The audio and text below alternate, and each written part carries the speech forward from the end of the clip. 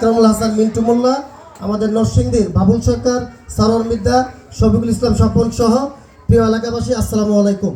বক্তব্য রাখবো না, শুধু দুটি কথা বলছি।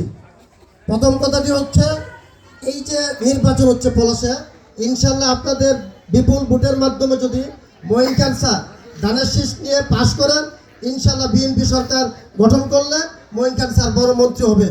এলাকায় কিন্তু একটি প্রতিযোগিতা হবে, উন্নয়নের প্রতিযোগিতা। আমার প্রথম কথাটি হচ্ছে, ধরুন আমাদের চরসুন্দির ইউনিয়নে পলাশে স্যারে উন্নয়নের বরাদ্দ করেছে। প্রথম ধাপে ধরেন 2টা রাস্তা, 2টা ড্রেন, 2টা উন্নয়নমূলক কর্মকাণ্ড রাখছে। এখানে মহিলাদের জন্য সেলাই মেশিন হতে পারে, এরকম বিভিন্ন উপকরণ হতে পারে।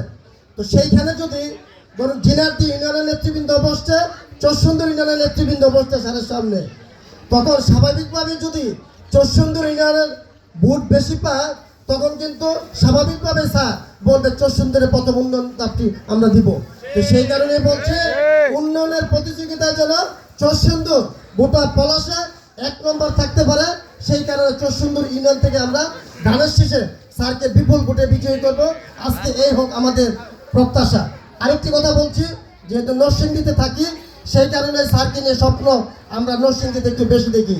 ওনার বাবা যখন খাদ্যমন্ত্রী ছিলেন, আজকে নরসিংদী ডিসি অফিস গেলে পুলিশ সুপার কার্যালয় সহ নরসিংদীর এই অঞ্চলের সার্বিক উন্নয়নের সাথে খাদ্যমন্ত্রী সাবেক সফল খাদ্যমন্ত্রী মোমেন খান সাহেবের নামটি জুড়ে আছে। আমি নরসিংদী পলাশের সন্তান হিসাবে স্যারের কাছে এইটুকু বিনীতভাবে আবদার রাখবো, দাবি রাখবো, আগামী 5টি বছর পরে আমি ডক্টর মঈন খান স্যারকে সেই জায়গায় দেখতে চাই।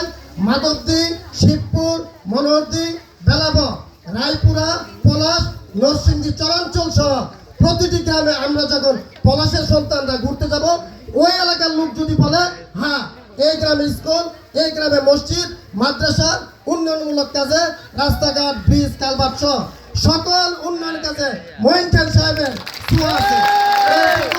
প্রত্যাশা করে তাদের শারীরিক সুস্বাস্থ্য দীর্ঘায়ু কামনা করে যারা উপস্থিত হয়েছে সকলকে ধন্যবাদ জানিয়ে এইখানে এই স্থানটি আমাদের